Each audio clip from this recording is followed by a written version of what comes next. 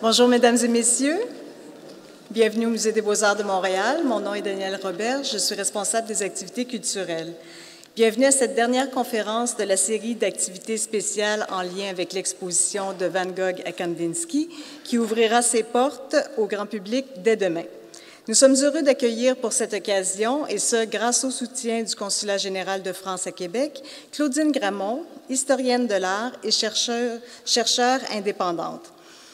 Après avoir soutenu en 2000 une thèse de doctorat sur la genèse du fauvisme, Université Paris 4, notre invitée a poursuivi ses travaux de recherche sur la période en collaborant en tant que commissaire scientifique à des expositions dédiées au fauvisme ou à ses artistes, Mathis Dorin-Collioure, Un été fauve en 2005, Valta à l'aube du fauvisme en 2011 ou Mathis et les fauves en 2013.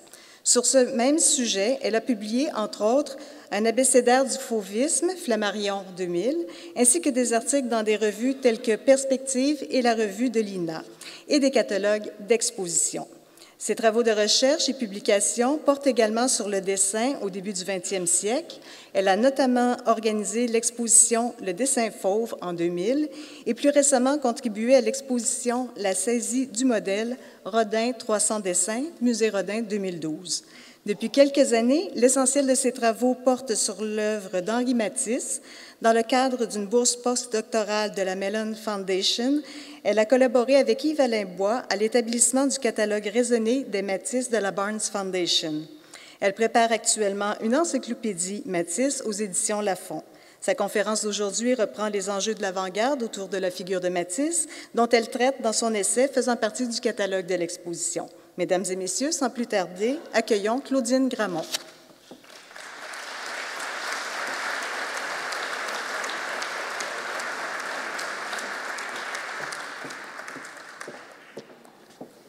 Bonjour à tous. Donc, je voudrais commencer par remercier d'abord Tim Benson, qui n'est plus là aujourd'hui, il était là hier, mais il est parti en Californie. Le remercier de m'avoir proposé de collaborer à ce catalogue qui est particulièrement scientifique, intéressant et en plus magnifiquement illustré. Je remercie aussi, bien évidemment, le Musée des Beaux-Arts de Montréal de m'avoir invité, de pouvoir revenir à Montréal où j'étais venue il y a quelques années déjà. Ça me fait très, très plaisir. Et je voudrais commencer juste par quelques réflexions après avoir vu l'exposition que vous allez voir, je pense, dès demain, ou enfin ces prochains jours. Tout d'abord, il y a eu beaucoup d'intérêt ces dernières années en histoire de l'art pour ces phénomènes d'internationalisation de l'avant-garde, pour ces phénomènes qu'on appelle des phénomènes d'échange, si vous voulez, à l'intérieur de l'Europe, même à l'intérieur du monde, de mondialisation en fait, mais qui se sont opérés dès la fin du XIXe siècle. Alors il y a eu quelques expositions récemment, il y a une exposition que j'ai vue l'an dernier à New York sur l'Armory Show, qui a été la grande exposition new-yorkaise de 1913. Il y a eu une exposition aussi à Cologne sur le Sonderbund, grande exposition de 1910 de Cologne, donc, qui a été reconstituée par le musée de Cologne, et donc qui montrait quasiment toutes les pièces, enfin tant que c'était possible, toutes les pièces qui avaient été montrées dans cette exposition historique en 1910. Et donc il y a eu toute une somme de recherches, de travaux académiques qui ont été faits sur cette période-là, sur les œuvres, et ça a permis d'acquérir une connaissance qui est assez nouvelle en fait sur cette période de la fin du XIXe et du début du XXe siècle. L'exposition que vous allez voir ainsi que le catalogue, l'exposition de Tim Benson, est le fruit de très nombreuses années de recherche. C'est-à-dire que vous allez voir des œuvres, mais en même temps tout ça, bien sûr, est très loin d'avoir été improvisé. La présence de chacune des œuvres, en fait, se justifie. Elle n'est jamais là par hasard. Ce n'est pas simplement des rapprochements fortuits, ce sont des rapprochements historiques.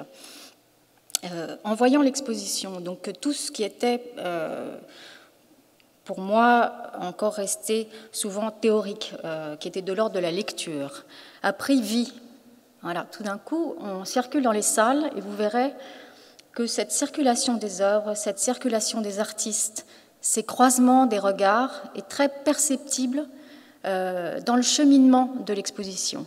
Et c'est très subtil, mais de temps en temps, on comprend, ah oui, Monsieur Kirchner, ah oui, il a vu Matisse, c'est certain, il a vu les couleurs de Matisse, il a vu la touche de Matisse, et inversement, Matisse a peut-être vu Kirchner. Et c'est ça qui est formidable, c'est que chacun, en passant d'une salle à l'autre de l'exposition, peut vivre ces moments. Enfin, moi, j'ai trouvé ça, de ce point de vue-là, vraiment magnifique, et c'est très rare qu'une exposition arrive à faire comme ça, à être une belle démonstration visuelle. C'est-à-dire que la démonstration, elle se fait par les œuvres, elle se fait par le regard. Donc, pour ça, encore merci aux organisateurs de cette exposition. Donc, je voudrais vous parler aujourd'hui d'Henri Matisse, qui est mon artiste favori, vous l'avez deviné, et du rôle qu'a pu avoir Matisse, et en particulier son académie, qu'il a fondée en 1908, qui n'a pas duré longtemps, mais qui a été très importante, donc du rôle qu'a pu avoir cette académie dans ce phénomène d'internationalisation des arts entre 1908 et 1914. Alors 1914, bien sûr, c'est la Grande Guerre, ce qu'on a appelé la Grande Guerre, et tout cet idéal, parce que c'était qu'avaient mis en œuvre les artistes, c'est-à-dire cette idée magnifique d'avoir un art cosmopolite, tout d'un coup s'est effondré dans la grande boucherie de la guerre. Et cette année en France, donc, nous étions en 2014, et il y a eu beaucoup de célébrations autour de la guerre de 14, beaucoup de documents aussi visuels qui ont été montrés à la télévision, des documents poignants que mes enfants ont vus. J'étais très contente que mes filles le voient, parce que aujourd'hui, je suis toujours saisie. Vous verrez dans la première salle de l'exposition, il y a un petit film qui montre, je crois que c'est Edison, un film d'Edison, qui montre voilà, l'exposition universelle de 1900, les passants, ces personnes qui sont là, qui marchent, et elles ont l'air vivantes, et en même temps, bien sûr, elles sont toutes mortes. Et je pense toujours à ça, et je me dis, oui, que voilà, le dernier poilu, il est mort, voilà, c'est terminé, et maintenant, tout ça appartient au passé. Et donc, peut-être que c'est une des nécessités de l'histoire de l'art, donc de continuer à faire vivre cette histoire, et notamment à travers les œuvres.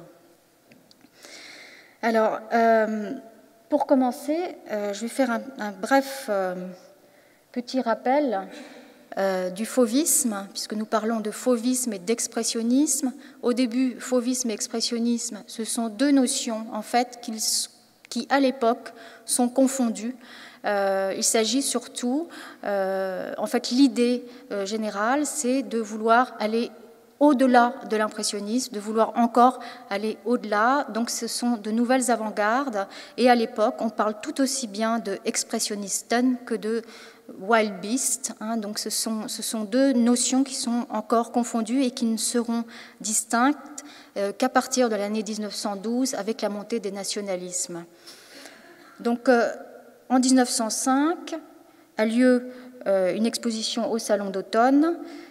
C'est là que sont présentés dans la salle 7 de ce Salon d'automne les Fauves, Matisse et ses camarades, Manguin, Valta, Vlaminck, Derain, Braque, 39 peintures, toutes réunies dans une toute petite salle, 39 peintures très colorées, avec au milieu de la salle un buste blanc, un buste en marbre blanc. Je vous montre ces deux images-là, car c'était la salle précédente, la salle 7, qui était organisée selon le même dispositif, c'est-à-dire une grande jungle du douanier Rousseau, qui était juste devant le marbre blanc de Mayol, la Méditerranée. Donc vous voyez cette confrontation de la couleur et de la sculpture, et bien évidemment, quand le critique Vauxel rentre dans le salon, Il écrit son compte-rendu, il voit le tableau de Rousseau, ça lui évoque quelque chose, il rentre dans la salle 7 et il dit « Donatello dans la cage aux fauves ». Et voilà comment est arrivé ce nom de fauvisme, qui a été inventé donc, par ce critique, et ça a été le bon mot, et en même temps, ça a créé le scandale, ça a créé le succès. Pourquoi le succès? Parce que notamment dans la salle 7 était exposé ce tableau de Matisse, qui est aujourd'hui à San Francisco, La femme au chapeau, et dont tout le monde a ri, dont on s'est moqué, mais qui a subjugué tout le monde, et en particulier les Stein, Léo et Gertrude Stein, qui vont l'acheter, dont je vais vous reparler incessamment. Encore, bon, juste, je voulais vous montrer quelques exemples de tableaux qui étaient exposés dans cette salle 7, notamment ce magnifique tableau de Derain. Alors, la première question qu'on pourrait se poser, c'est mais qu'est-ce que Matisse connaît de l'Allemagne? Quels sont ses rapports avec l'Allemagne? Matisse est né en 1869, donc il fait partie de cette génération post-symboliste. C'est une génération en France qui va s'intéresser à la culture allemande, qui va s'intéresser en particulier à la philosophie allemande, à l'idéalisme allemand. Et Matisse ne parle pas l'allemand, mais il va quand même beaucoup s'intéresser de manière indirecte, par des lectures indirectes, par des traductions aussi, notamment à Nietzsche, ça on le sait. Et Matisse et Derain lisent Nietzsche, ça les intéresse beaucoup. Ensuite, il va avoir un contact avec la culture allemande par l'intermédiaire des Stein. Donc il y a eu en 2012 une exposition organisée par le musée de San Francisco qui est venue à Paris aussi autour de ces fameux collectionneurs américains. Les Stein étaient donc une famille originaire de San Francisco. Ils avaient fait fortune grâce au tramway, ils possédaient les lignes de tramway. Et assez rapidement, ils se sont intéressés à l'art. Ils sont venus s'installer en 1903 à Paris. Continuant à voyager en Europe, en Italie, ils sont vraiment des amateurs très éclairés, connaissent très très bien les primitifs italiens, ils sillonnent l'Europe. Cette famille Stein, ce sont des juifs allemands d'origine. Je ne sais pas si parmi vous quelqu'un a lu les livres de Gertrude Stein, mais il y en a un qui s'appelle « Trois vies », dans laquelle elle raconte une de ces trois vies. C'est une des femmes, je ne me rappelle plus son nom, mais une femme qui fait partie de cette communauté juive allemande installée à San Francisco au courant du 19e siècle. Pardon. Et donc voilà, je pense que les Stein ont eu un rôle considérable pour Matisse, pour cet accès à la culture allemande. Aussi, les Stein, bien sûr, du moment qu'ils se sont installés à Paris, le salon des Stein est devenu le salon de l'avant-garde. Tout le monde venait dans le salon des Stein, les gens venaient pour se rencontrer, pour avoir cette ouverture d'esprit. Tous les artistes qui arrivaient à Paris, Max Weber, les Américains, les Allemands, les Scandinaves, on passait voir les Stein. Donc vous voyez ici de gauche à droite, vous avez Léo Stein, Gertrude Stein qui va devenir romancière, écrivain. Le petit garçon c'est Alan Stein et le couple sur la droite, donc Sarah et Michael, les parents donc de Alan. Les Stein vont être les premiers collectionneurs américains de Matisse. Ils achètent au salon d'automne de 1905 La femme au chapeau, Léo et Gertrude, et Sarah et Michael vont commencer à acheter très très vite. Ils auront en 1914 environ une trentaine de Matisse dans leur collection. Donc où est-ce qu'on pouvait voir des Matisse à Paris? Chez les Stein. Donc vous voyez ici le salon de la rue Madame, donc ça c'est chez Sarah et Michael Stein, avec à droite qui est le petit garçon, toujours Alan. Vous voyez les Matisse donc sur le mur du fond, et le personnage de droite ici c'est Hans Purmann, dont on va parler, qui est un artiste allemand. Et juste au-dessus de Hans Purmann, vous voyez en haut, je vous en parle parce que quand vous allez voir l'exposition, vous allez tout de suite reconnaître ce tableau, si vous faites attention, qui est Madame Matisse dans le bois d'Olivier, qui est un des tableaux qui a disparu en 1914. Je ne vous en dis pas plus pour le moment, vous allez très vite le savoir. Donc, portrait de Sarah et de Michael Stein que fait Matisse en 1913. Quelques vues de cet intérieur de chez les Stein pour que vous vous rendiez compte un petit peu de l'environnement.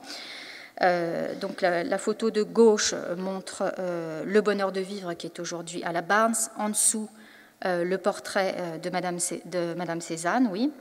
Et puis, sur la photo de droite, vous voyez cette femme au chapeau.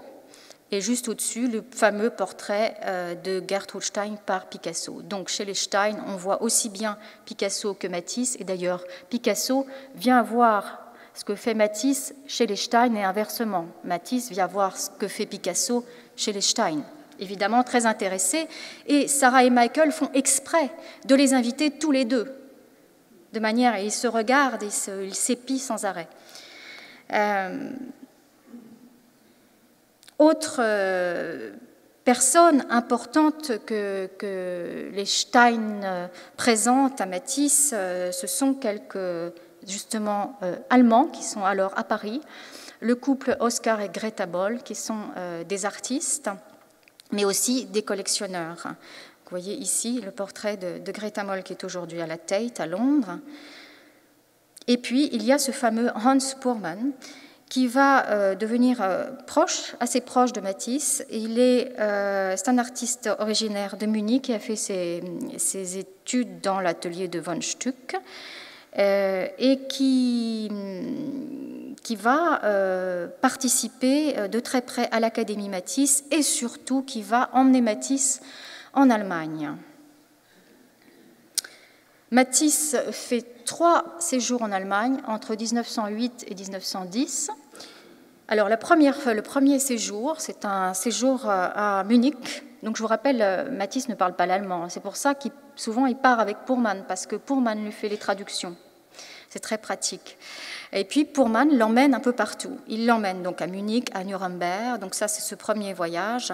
Là, vous voyez une carte postale. Donc, on s'amuse bien. Rien de très sérieux jusque-là. Vous voyez.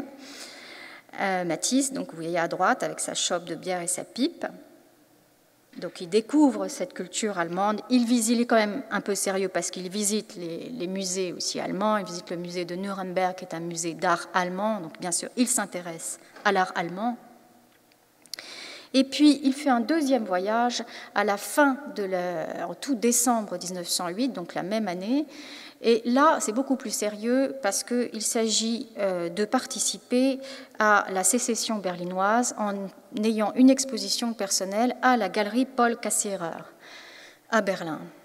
Alors, Paul Cassirer, c'est le grand marchand berlinois qui a montré déjà, à ce moment-là, en 1909, qui a déjà montré Van Gogh, qui a déjà montré Gauguin. Donc, c'est vraiment le représentant, la galerie qui va montrer l'impressionnisme et le post-impressionnisme.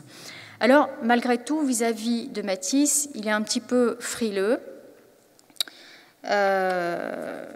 Il ne sait pas, au début, il y a eu toute une histoire comme quoi Matisse est arrivé, pourquoi il s'est rendu à Berlin avec Puhrmann à ce moment-là, parce que Paul Cassirer n'était pas tellement certain de vouloir tout accrocher, de vouloir accrocher tous les tableaux que Matisse avait envoyés pour l'exposition. Donc, une trentaine de peintures, une trentaine de dessins, donc c'est considérable, et une dizaine de sculptures. Cette dizaine de sculptures dans cette exposition, ça veut dire que Matisse a présenté quasiment toute sa sculpture, toute la sculpture qu'il avait faite depuis qu'il a commencé à travailler. Donc c'est une exposition vraiment très importante. Ah oui, je vous montre quelques exemples. Le Nu bleu est montré à ce moment-là. Donc c'est une œuvre évidemment considérable qui a été achetée, elle aussi, par Leo Stein et prêtée à l'occasion de l'exposition par Leo Stein. Également la coiffure, œuvre importante aussi, qui est aujourd'hui au musée de Stuttgart. Et puis la desserte rouge, qui a déjà été achetée par Tchoukine, le collectionneur russe de Matisse. Dès 1908, Matisse commence à avoir aussi des collectionneurs russes, que sont Tchoukine et Morozov, et qui vont passer commande à Matisse de grandes décorations pour leur palais de Moscou. Et donc, voilà une des grandes décorations que Tchoukine a commandée à Matisse pour sa salle à manger. Matisse l'envoie à Tchoukine, il lui demande seulement, écoutez, ça serait bien si le tableau pouvait participer à l'exposition chez Cassirer. Tchoukine dit OK, comme le train s'arrête, le train qui va en Russie, qui va à Moscou, s'arrête à Berlin, il obtient l'autorisation de Tchoukine. Ça se reproduira par la suite. Donc c'est, imaginez-vous, quand même très important parce que cette desserte rouge, quasiment, enfin, personne ne l'a jamais vue. C'est une œuvre totalement inédite à l'époque. Et elle est présentée dans cette exposition. L'exposition dure 3 semaines environ. Et elle est plutôt, disons, elle est très remarquée par les artistes. Les ventes, en revanche, sont très mauvaises. Cassirer est très mécontent. Je cite quelques réflexions, notamment celle de Max Beckmann, qui est un artiste allemand, qui dit « Les tableaux de Matisse m'ont déplu au plus haut degré. Une insolence éhontée après l'autre. » Il dira même qu'il faisait de la réclame comme des paquets de cigarettes. Il comparait la peinture de Matisse à de la réclame. Et puis, il y a cette fameuse lettre de Kirchner et de Pechstein à Eckel, une petite carte postale un peu énigmatique sur lequel il y a le message « Matisse toujours plus sauvage ». On comprenne ce qu'on voudra par cette phrase. Troisième et dernier voyage de Matisse en Allemagne en 1910. Donc là, il se rend à Munich à l'automne 1910, tout spécialement pour voir la grande exposition d'art mahométan qui a lieu cette année-là à Munich. Alors c'est une exposition tout à fait particulière, c'est une exposition d'art décoratif musulman qui présente quand même plus de 3000 objets. Ce sont des vases, des céramiques, des tapis. Et Matisse est littéralement passionné. Ça l'attire énormément. C'est là qu'il va comprendre cet Orient, qu'il va découvrir cet Orient, et ensuite qu'il va l'intégrer dans son œuvre. Il dira qu'à ce moment-là, il est rentré dans un autre espace. Après avoir vu cette exposition, il est rentré dans un autre espace. Sa peinture va prendre une autre dimension. Il ne va plus considérer l'espace pictural de la même façon. Donc, je vous montre juste 2 exemples qui n'étaient pas forcément dans cette exposition. C'est juste pour vous donner l'atmosphère, l'ambiance. Autre chose importante qu'il faut comprendre, c'est que quand Matisse se rend à Munich pour voir l'exposition, il n'y va pas seul. Il y va toujours avec le fameux Pullman. Et il va accompagné de 2 Américains, Matthew Stuart Pritchard et Thomas Whitmore, de Boston. Ce sont 2 Américains de Boston que Matisse a rencontrés par l'intermédiaire d'Echstein à Paris et qui vont véritablement initier Matisse à ces arts décoratifs orientaux, à ces arts décoratifs aussi de l'Extrême-Orient. Alors, comme vous le savez, le musée de Boston est historiquement une très importante collection d'art oriental.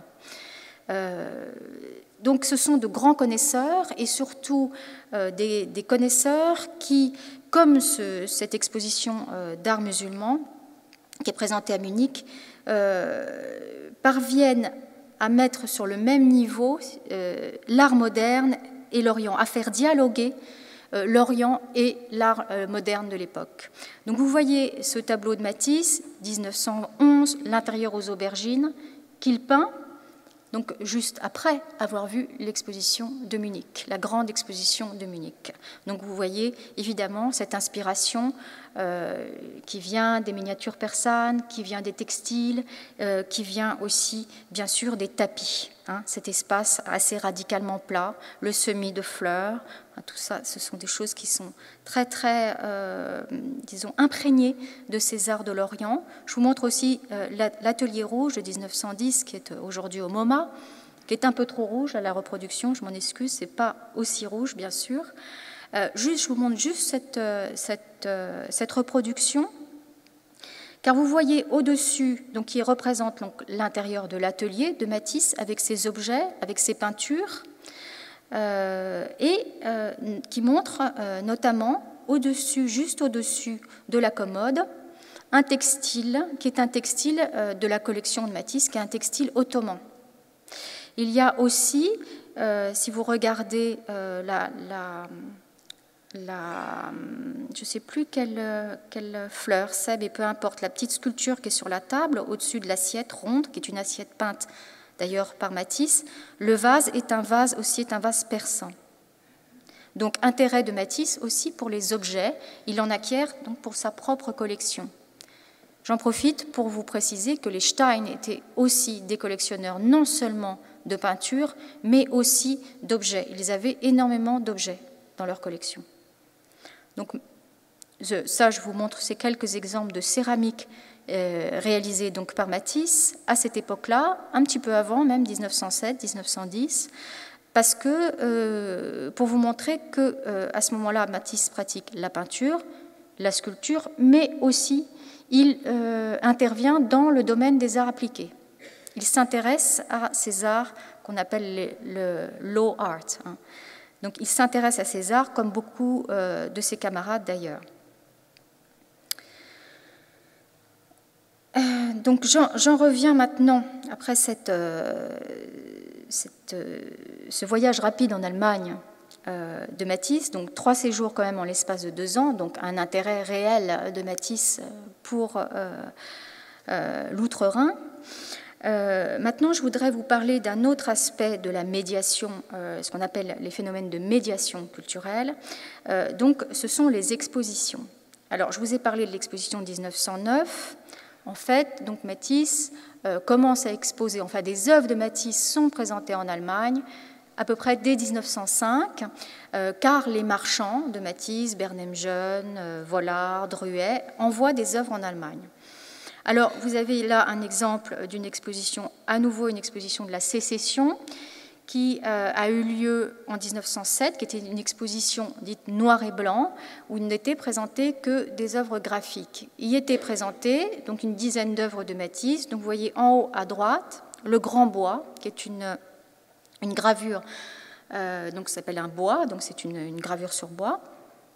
Enfin, une impression à partir d'un bois, qui est présentée dans la première salle de l'exposition qui est ici à Montréal, ce qui est absolument magnifique parce qu'il y a les 3 bois de Matisse qui sont, à mon avis, des œuvres absolument fondatrices de son œuvre, qui vont annoncer tout ce qu'il fera par la suite.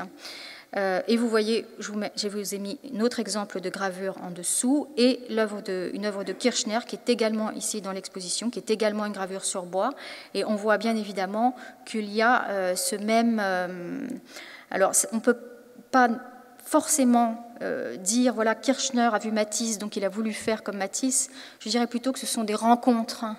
Ce sont des rencontres, c'est des travaux qui convergent dans la même direction. Ils ont sans doute été chacun très étonnés de voir « Ah oui, mais toi aussi, tu fais ça.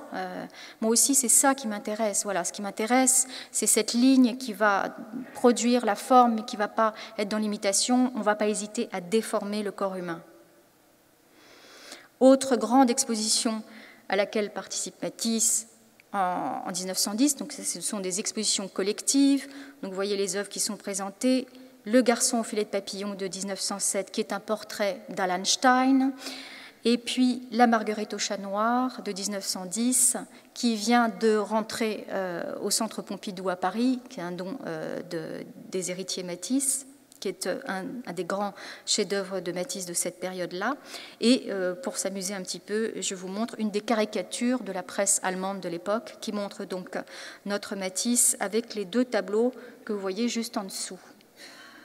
Donc le garçon au filet de papillon et la jeune Marguerite, qui est la fille de Matisse, présentée de cette manière caricaturale, alors qu'en réalité c'est un tableau qui est absolument magique et qui fait vraiment penser, qui a une très grande force spirituelle, disons, qui est presque majestueux comme une vierge.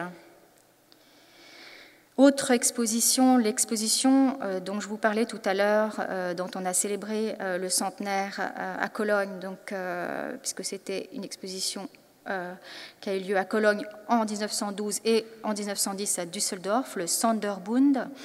Donc, dans cette grande exposition d'art moderne étaient présentés tous les courants de la modernité, donc tout ce phénomène international de l'avant-garde, Van Gogh, Gauguin, et puis justement les artistes de la Brücke, les artistes du Blaureiter, et des œuvres de Matisse, et pas des moindres, puisque ce sont, vous voyez dans cette salle, au fond, sur le mur du fond, Les baigneuses à la tortue de 1910, dont je vais vous reparler, et Le nu au linge blanc également de 1910, que vous voyez sur le mur de gauche.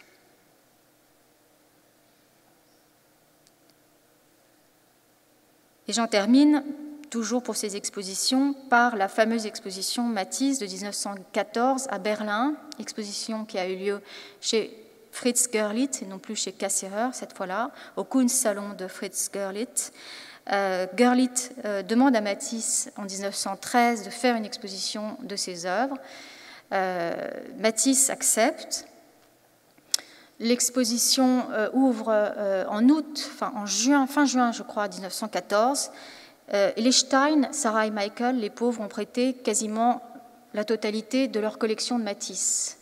Et malheureusement, la guerre éclate et les tableaux ne reviendront jamais. C'est-à-dire qu'ils restent là-bas, à Berlin. Ils sont confisqués. Et ensuite, Görlitz, qui ne semble pas être un marchand très honnête, va monter une vente aux enchères fictives pendant la guerre, et les tableaux seront vendus en 1917 dans les pays scandinaves, et notamment à Tetzenlund, qui va ensuite, donc la collection de Tetzenlund est aujourd'hui, enfin une partie de sa collection, ce qu'il en reste du moins, au Statens Museum for Kunst à Copenhague. Les tableaux ensuite seront revendus par Tetzenlund, notamment la nature morte, très très belle nature morte bleue qui sera achetée par Barnes, de même que le Madras rouge qui sera acheté également par Barnes.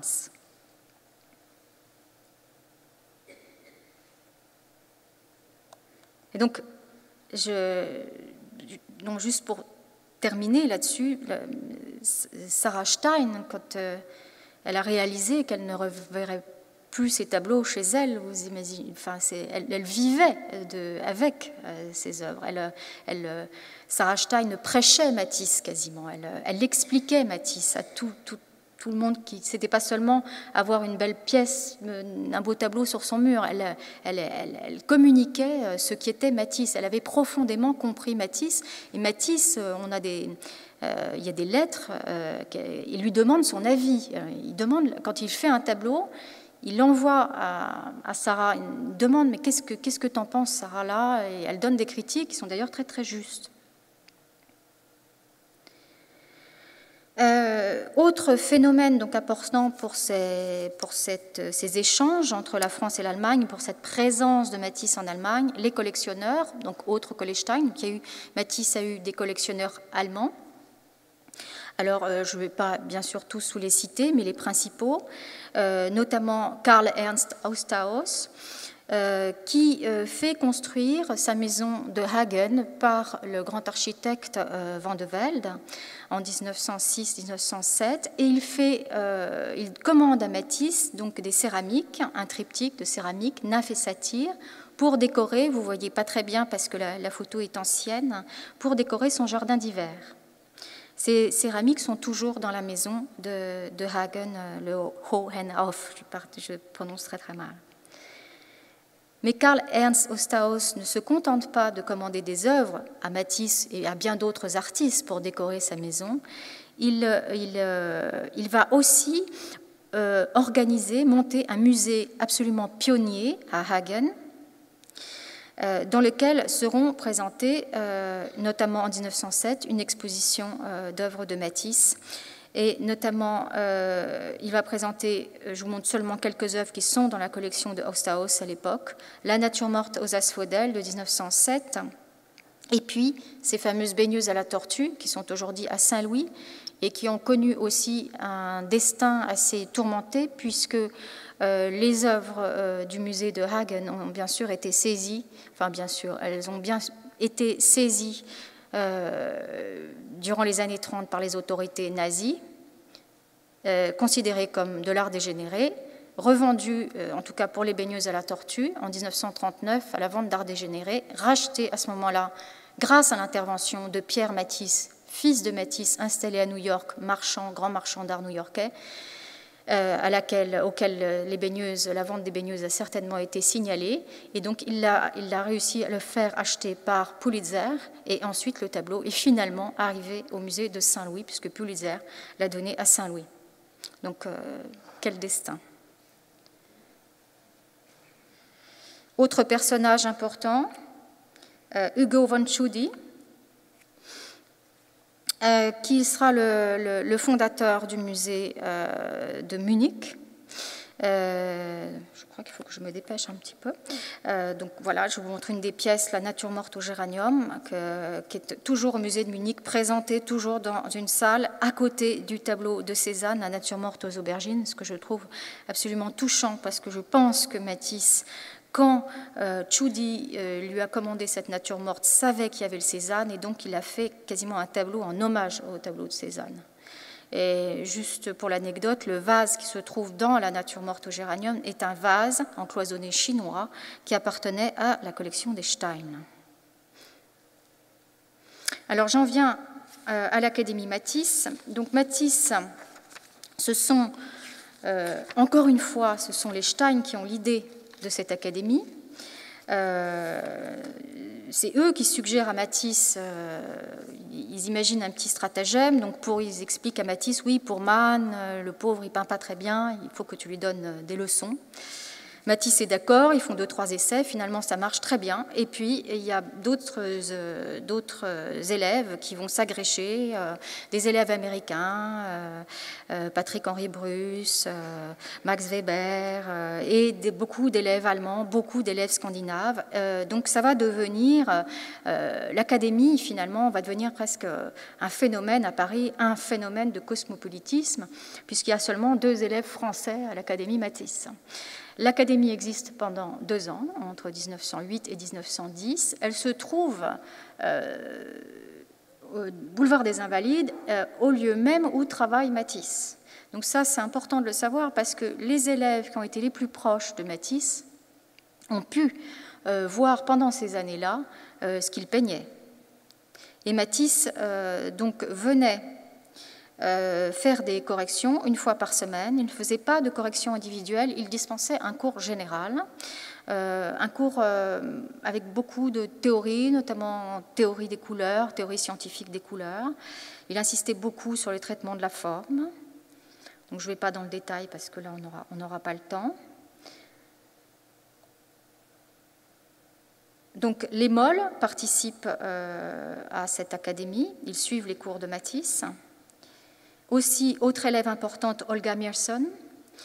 Olga Merson donc, est d'origine, là c'est un portrait qui a été peint par Matisse de Olga en 1911. Elle va devenir assez proche de Matisse et de la famille Matisse. Elle est d'origine russe, mais ce qui est intéressant, c'est que Olga a fait ses études d'art à Munich, et notamment dans l'atelier de Kandinsky. Donc Olga Merson a été, je pense, un lien très très fort un lien possible entre Kandinsky et Matisse, surtout qu'elle revient après en Russie en 1910. Matisse, très souvent, montre à ses élèves un petit tableau de Cézanne qu'il a acheté en 1899, qui est son talisman, petit tableau talisman qu'il donnera au musée de Paris en 1937, qui est, je vous précise, car elle est présentée là dans l'exposition, donc j'espère que vous vous rappellerez que c'était le tableau chéri de Matisse, que c'est en voyant ce tableau, c'est ce tableau qui lui a sans doute donner la grande foi dans la peinture. Et puis je vous montre ce petit objet d'art africain qui est la première pièce d'art africain que Matisse a achetée très tôt, en 1905, car il a été, avec Picasso, l'un des premiers à s'intéresser aux arts primitifs. Ça, je vous le rappelle parce que c'est une chose que ces artistes fauves ont en commun avec les artistes de la Brücke ou les artistes du Blaureiter. Et Matisse, très souvent, dans ses cours, on a des témoignages, montrait à ses élèves ces objets, c'est-à-dire qu'il ne se contentait pas de donner des préceptes de peinture, il venait montrer à ses élèves, il apportait le tableau de Cézanne et il leur expliquait, voilà, c'est comme ça que ça marche Cézanne. Regardez cette statuette, voilà, quelles sont ses qualités formelles. Ça, je voulais juste vous montrer ce que peignait Matisse durant cette période de 1910, et c'est une des raisons pour lesquelles d'ailleurs il va fermer son académie à la fin de l'année 1910, au début de l'année 1911, parce qu'il est trop occupé aux commandes de Tchoukine, donc de la danse et de la musique. Donc là, je vous montre quelques dessins qu'on a retrouvés de l'Académie Matisse, donc ce dessin de Jules Pasquine qui est assez rigolo. Je dis très mal construit, évidemment. Je vous montre aussi quelques exemples des travaux d'élèves de l'Académie, notamment ceux de Hans Spoorman. Une grande partie des élèves de Matisse sont des Allemands, et un des lieux de rencontre de la communauté allemande à Paris est le Dôme, le Café du Dôme, qui est situé à Montparnasse et donc assez proche de l'Académie Matisse. Les Stein vont très souvent au Dôme, Hans Spoorman aussi, donc c'est là que tout le monde se rencontre. C'est-à-dire que quand un artiste allemand vient à Paris, il se rend au Dôme. C'est comme ça qu'il va s'inscrire dans un réseau, c'est comme ça qu'il va connaître l'art d'avant-garde, c'est comme ça qu'il va pouvoir aussi se faire connaître auprès des artistes français. Enfin, c'est là que toute la communauté internationale se rencontre. Je vous renvoie à une publication, là, j'ai vu à la librairie du musée, il y a une publication très très intéressante sur cette histoire du Dôme par Annette Gautry-Komka, donc je ne vais pas non plus me rester trop longtemps là sur ce sujet. C'est aussi un lieu important pour le marché de l'art, parce que c'est là aussi que les marchands de Berlin, comme Cassirer, viennent, ou comme William Ude ou comme Kahnweiler, c'est là qu'ils viennent quand ils arrivent à Paris pour savoir ce qu'il faut acheter. Donc c'est un lieu important. Je vous montre ici donc, quelques photos donc, des élèves de Matisse, donc, parmi eux des élèves allemands, comme Grunewald. Donc vous voyez, tous ces artistes, pour la plupart d'entre eux, je vous en reparlerai, sont tombés quand même beaucoup dans l'oubli, sauf Pasquine, là qu'on voit assis sur un tabouret à gauche. Encore ce Café du Dôme avec Hans Spoorman qu'on reconnaît, qui est le deuxième en partant de la droite. Voilà, pour vous donner cette atmosphère du Dôme à Montparnasse.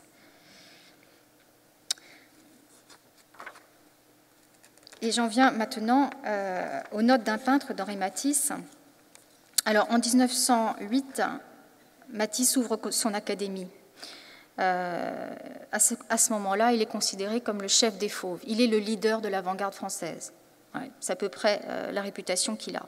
Mais il va lui falloir asseoir cette réputation. Pourquoi ? Parce qu'en 1908, c'est aussi le moment où il y a les cubistes qui vont apparaître. Matisse a un statut déjà important au Salon des Indépendants, au Salon d'automne, et quand Braque va proposer ses œuvres au jury du Salon d'automne, il va dire « non, je ne veux pas de Braque ». Et on sait aussi que ça serait Matisse qui aurait pour la première fois parlé de cube. Donc vous voyez, c'est dès 1908 que commence cette histoire de la rivalité entre ce que Gertrude Stein appellera ou nommera la rivalité entre les picassoïstes et les matiscistes. Donc il y a un enjeu stratégique pour Matisse. Son académie, quelque part, c'est une stratégie. Hein, c'est aussi une façon de s'imposer encore plus comme chef de l'avant-garde. Et les notes d'un peintre, la publication des notes d'un peintre, ça va devenir aussi une publication théorique très importante, à la fois pour l'esthétique de Matisse, pour tout son point de vue esthétique, mais aussi ça va devenir le manifeste du fauvisme. D'autant plus que les notes d'un peintre sont traduites. Elles sont traduites très très vite, elles sont publiées en décembre 8 et c'est traduit dès 1909 en russe dans la Toison d'Or et en allemand en mai 1909 dans le Kunstenskunstler. Les notes d'un peintre, bien évidemment, ce serait beaucoup trop long ici de vous lire ce texte, mais enfin, je vous recommande vivement sa lecture, car c'est un texte qui est profondément ancré dans cette époque, qui est un texte mûrement réfléchi, c'est pas très très long, ça fait quelques pages, dans lequel, bien sûr, il est question d'expression. Et l'expression pour Matisse, je reviens au Madras rouge, ce Madras rouge est exposé au Salon d'automne de 1907 sous le titre « Tête d'expression », qui est un titre un peu abstrait. Il ne s'appelle pas du tout le Madras rouge, c'est un portrait de Madame Matisse. Pourquoi ? Parce que Matisse, à ce moment-là, va penser, donc mettre en forme, à travers de ce tableau, et écrire une théorie de l'expression qui est assez différente de la théorie académique de l'expression. Selon la tradition académique, depuis Charles Lebrun, l'expression, c'est l'expression des passions. C'est l'expression, comment on exprime ses sentiments, la tristesse, la peur, on l'exprime par le visage, par un sourire ou par des traits qui s'affaissent et par la gestuelle. Or là, le visage, elle a certes une expression heureuse, mais il y a le moins d'expression possible dans les gestes. L'expression, l'expression pour Matisse, elle est formelle, dit-il. Elle est dans toute l'organisation de mon tableau. Elle est dans l'ajustement des formes et des couleurs. L'expression est là, elle est dans la forme. Autre point important, je pense qu'il a beaucoup frappé les lecteurs allemands de Matisse, c'est aussi le fait que Matisse dit clairement dans les notes d'un peintre qu'il va falloir maintenant dépasser l'impressionnisme, aller au-delà de l'impressionnisme. L'impressionnisme n'a que trop duré. Il faut, ça il ne le dit pas dans les notes d'un peintre, mais bien un peu plus tard, il dira il faut se débarrasser de ce ménage de tentes de province. Il parlait surtout du néo-impressionnisme et de Signac. Donc, les notes d'un peintre traduites en 1909, présentées dans le Kunstenskunstler, qui est d'ailleurs, je précise, la revue de Bruno Cassirer. Bruno Cassirer était le cousin de Paul Cassirer, donc le marchand allemand de Matisse. Elles sont donc traduites et présentées. Le Kunstenskunstler, c'est une revue plutôt non pas traditionnelle, mais enfin qui présente beaucoup d'artistes impressionnistes. C'est pas une revue d'avant-garde. Donc elle va montrer Matisse d'une certaine manière, c'est-à-dire qu'elle va traduire ces notes d'un peintre en mettant des illustrations de tableaux, de Monet, de Cézanne, de Manet. Et puis, il y a une présentation que je vous lis du rédacteur en chef du Kunst qui dit ceci. Nous écoutons ici avec un très grand plaisir les propos d'un épigone ambitieux qui essaye de penser ce que les autres ont senti, qui veut prouver à soi-même et aux autres la mathématique de l'espace qui se trouvait avant dans la sensation des impressionnistes, qui veut faire cette preuve par rapport à soi-même et aux autres, qui veut annoncer cette idée du style et qui veut s'approcher du Laocoon de Lessing à travers des voies modernes. Puisque Matisse représente en quelque sorte la jeune école française, ces théories ont une signification programmatique. Un artiste de la génération des 1870 n'aurait jamais dit que son art serait un calmant cérébral, c'est ce que dit Matisse dans son texte. Et dans ce paradoxe se révèle également, comme dans d'autres phrases, la tendance décorative et architectonique de ce nouvel art et même son caractère d'art décoratif, au sens d'art appliqué. Donc, dès maintenant, on va avoir dans cette présentation des notes d'un peintre de Matisse, dans cette compréhension des notes d'un peintre, une critique qui est sous-jacente, c'est-à-dire que cette notion de décoratif maticienne pour les Allemands,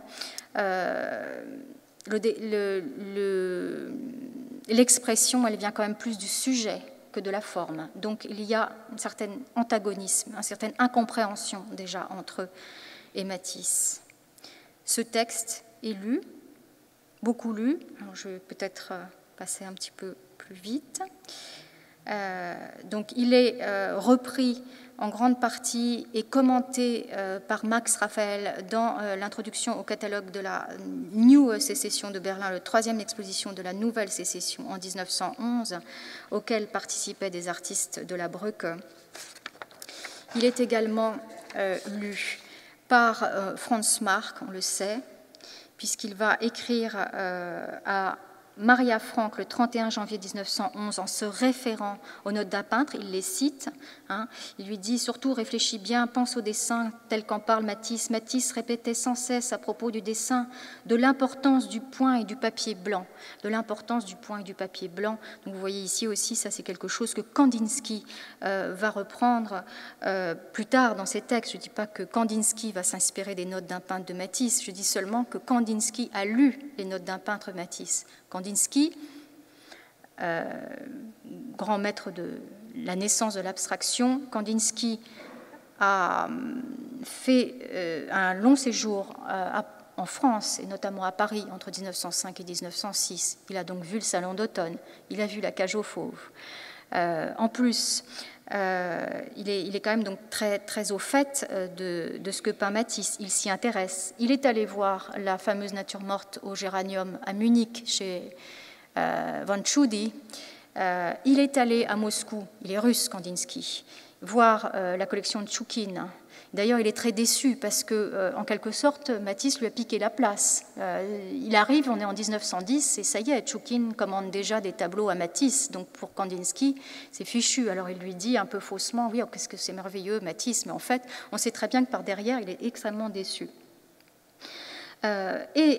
Donc on sait aussi que ces notes d'un peintre l'ont profondément fait réfléchir. Ça a participé très certainement à la rédaction de ce texte fondateur aussi de Kandinsky qui s'appelle « Du spirituel dans l'art », qui est publié en 1912, mais qu'il a médité assez longuement entre 1908 et 1910 à peu près. Et dans ce texte, il dit ceci à propos de Matisse. C'est également de ce nom, il a parlé de l'image juste avant, c'est également de ce nom que l'un des plus grands peintres français désigne lui aussi ses œuvres, Henri Matisse. Il peint des images, et dans ces images, il cherche à rendre le divin. Pour atteindre ce but, il ne lui faut rien de plus que l'objet comme base. Un homme ou autre chose, peu importe. Et la peinture est ses seuls moyens, couleurs et formes. Et il continue un peu plus loin, un petit peu plus critique, il dit « Comme Debussy, longtemps, il n'a pas su se libérer de la beauté conventionnelle.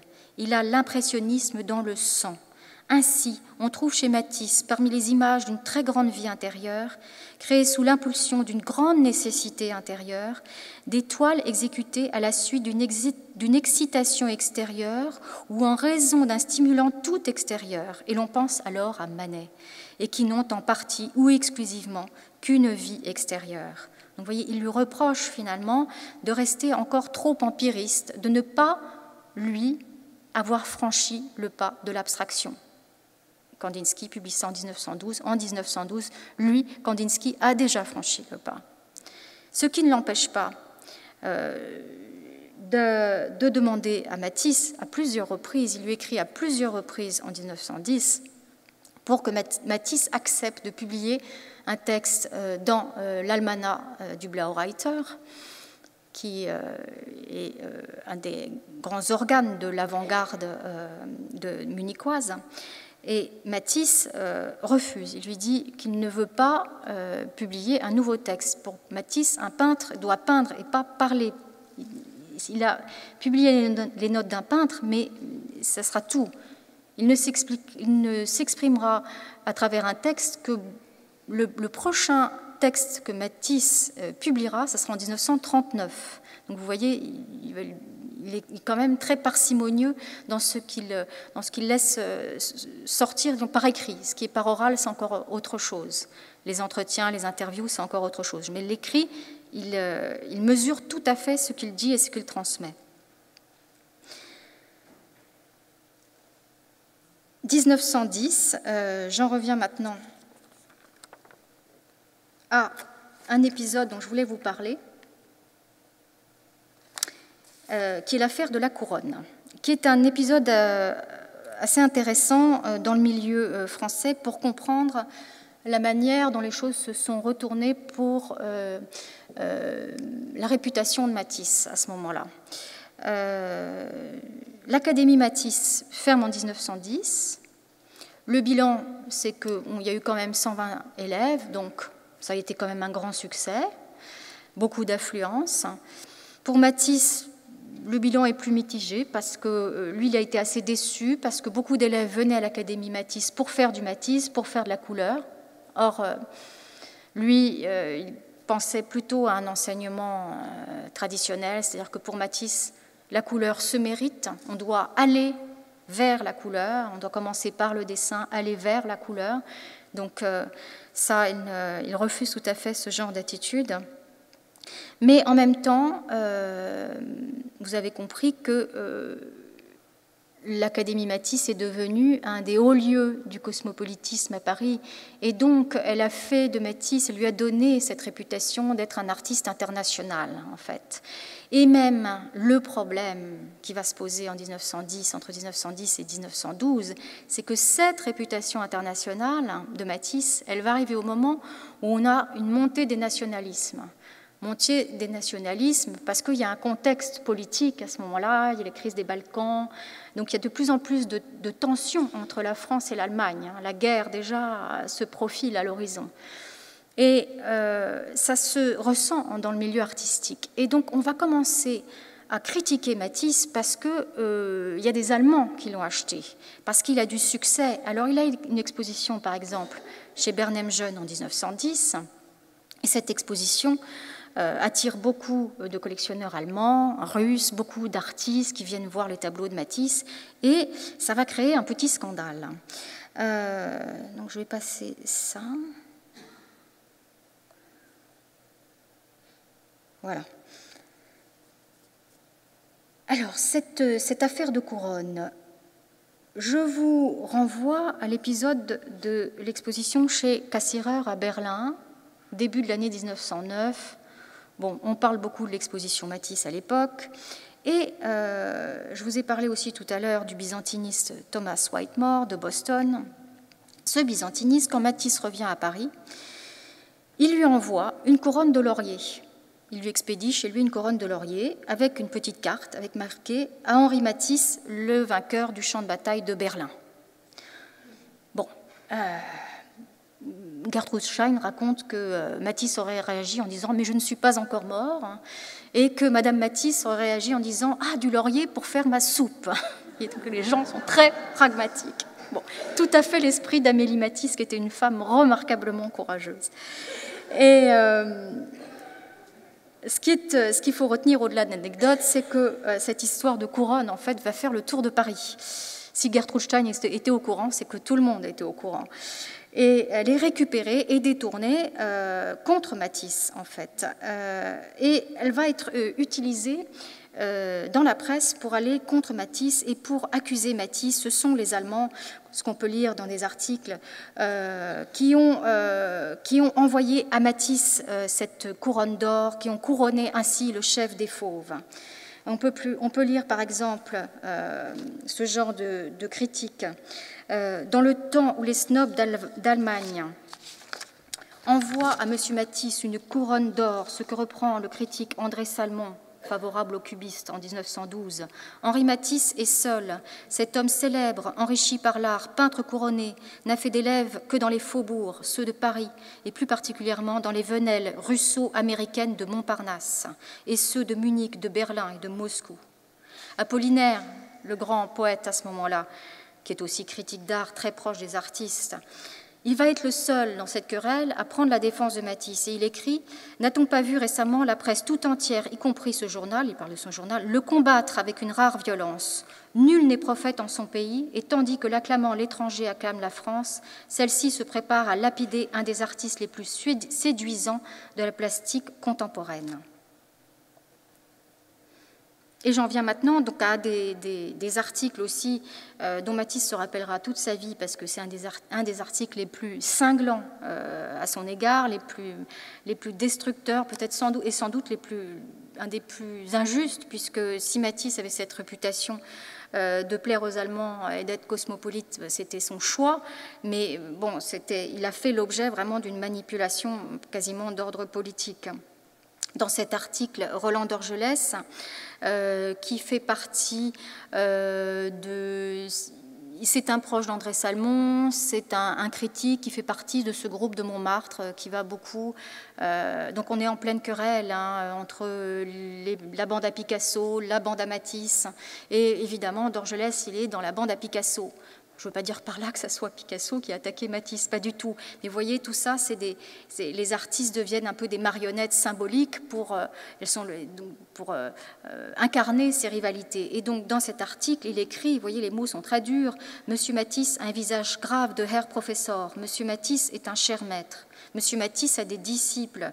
Monsieur Matisse est le chef d'une école où communient dans son admiration des Wurtembergeois, des Moraves, des Lituaniens et des Esclavons. Les produits de M. Matisse se vendent des prix fous, des musées allemands lui achètent ses toiles et les hôtels qu'il décora ne se comptent plus. » Il fait référence bien sûr aux hôtels de Tchoukine et de Morozov. « La sévérité est son masque ordinaire et les promeneurs qui le voient chaque matin passer à cheval dans les allées du bois sont persuadés que ce jeune homme à la barbe soucieuse et au bésicle austère est un attaché militaire allemand. »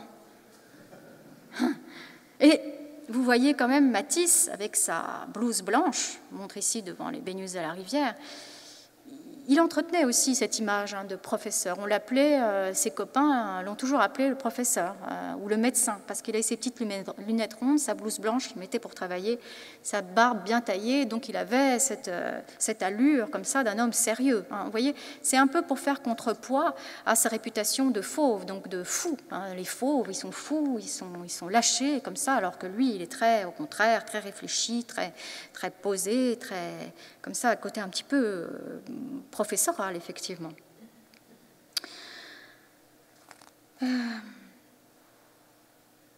Il faut replacer aussi cette rivalité entre fauve et cubiste dans un contexte donc, qui va être de plus en plus politique. En 1912, ça va vraiment se cristalliser autour d'un scandale qui a lieu encore une fois au Salon d'automne. Alors là, je vous montre juste cette petite... c'est une affiche qui était placardée à l'époque à Montmartre. C'était une campagne contre l'absinthe, contre les ravages de l'absinthe. Tout le monde buvait de l'absinthe, beaucoup trop. Et on s'est rendu compte que ça abîmait le cerveau. Et donc, d'Orgelès, Max Jacob, le poète Max Jacob d'Orgelès, donc sûrement pour s'amuser, mais aussi pour à nouveau attaquer Matisse. Qu'est-ce qu'ils ont fait? Donc, ils ont pris cette affiche à Montmartre, qui était placardée partout, et au lieu de mettre absinthe, ils ont barré absinthe, ils ont mis Matisse. Matisse rend fou. On a trouvé, l'affiche que vous voyez là existe, on peut se la procurer, vous pouvez l'acheter, c'est assez cher, c'est une affiche ancienne, mais je doute que si un jour vous trouvez celle avec le Matisse rend fou, il faut me contacter immédiatement. Je la prends tout de suite. Alors, donc, c'est juste pour vous montrer à quel point, vous voyez, c'est intéressant d'ailleurs qu'ils utilisent un organe publicitaire pour faire de la propagande anti-Matisse, en fait. Et au Salon d'automne de 1912, il va y avoir à nouveau un scandale, parce qu'il y a un scandale politique. À ce moment-là, il y avait eu en 1910 déjà une exposition d'art décoratif munichois. Et on avait commencé au Salon d'automne, les organisateurs du Salon d'automne avaient commencé à dire qu'il y avait trop d'étrangers au Salon d'automne. Un des principes du Salon d'automne, dès sa fondation en 1903, c'était chaque année d'inviter des artistes étrangers, donc Kandinsky par exemple, et de montrer ces artistes mélangés aux artistes français. Parfois, il y avait des sections qui étaient réservées, par exemple, à l'art russe ou à cette fameuse exposition munichoise. Et en 1912, il commence à avoir un débat dans la presse assez fort, débat qui va quand même se finir devant l'Assemblée. on trouvait qu'il y avait trop d'étrangers. Et on était contre, je cite, l'invasion des métèques sans talent. Le critique Vauxhall, celui-là même qui avait dit Donatello parmi les fauves et baptisé le fauvisme de son nom, il prit parti, Vauxhall, contre les étrangers. Il regrettait qu'il y ait, je cite, un peu trop d'Allemands et d'Espagnols dans l'affaire fauve et cubiste, et que Matisse se soit fait naturaliser berlinois. Vous voyez, comme quoi Matisse, lui qui avait atteint une sorte de sommet de sa réputation, comme quoi le contexte politique, finalement, s'est retourné contre lui, et il est devenu... on en est venu à considérer Matisse comme l'incarnation de ce qu'on va appeler, au début de la guerre de 14, ou même fin 1913, l'art Bosch. Et tout ça s'est fait, évidemment, à ses dépens. Voilà comment l'histoire se fait, vous voyez, à l'issue de rivalités internes, à l'issue de contextes politiques, à l'issue, bien sûr, de la montée des nationalismes. Donc vous voyez que cette circulation des idées, tout va bien quand on est porté par un élan, et puis quand il y a eu ce raidissement au moment de l'approche de la guerre, tout a commencé à se figer. D'ailleurs, les élèves de Matisse, qu'on appelait pour beaucoup ceux qui venaient de ce fameux restaurant-bar qu'on appelait les daumiers, ces pauvres daumiers finalement, que sont-ils advenus? Ce sont des artistes qui ont été quasiment, pour la plupart, quasiment oubliés, parce que en Allemagne, on les considérait comme des matiscistes, donc ils avaient mauvaise réputation, ils étaient trop inspirés par l'art français, et en France, ils étaient allemands. Donc où se trouvaient-ils? Ils en avaient perdu leur identité. Et donc, on les a tout simplement oubliés. Et malgré les efforts, Flechtheim, grand marchand allemand, a essayé de vendre ces artistes. Il n'y est jamais arrivé. Ils sont tombés dans l'oubli. Voilà, je pense pouvoir conclure. Je voulais conclure sur un mot d'Apollinaire. J'ai oublié de vous montrer le Salon d'automne de 1912, qui était... C'est à ce salon qu'ont été présentés beaucoup de cubisme, et notamment la grande maison cubiste. Et donc j'en termine avec cette femme au Madras, tête d'expression, qui se trouve aujourd'hui à la Fondation Barnes et qui était dans cette fameuse collection de Sarah et Michael Stein, dans le salon des Stein. Et pour conclure, donc, je voudrais citer cette note inédite de Guillaume Apollinaire qui date de 1913 et qui revient sur cette imbrication originelle du fauvisme et de l'expressionnisme par quoi je commençais. Donc je cite Apollinaire qui dit « Ce mouvement des fauves s'est vite répandu dans l'univers des peintres. Il visait avant tout à l'expression. Et c'est ainsi que le nom d'expressionnisme qui lui a été donné en Allemagne convient bien à ce mouvement. Expressionnisme et expressionniste, ces appellations venaient de la tête d'expression, donc de ce tableau. Merci de votre attention.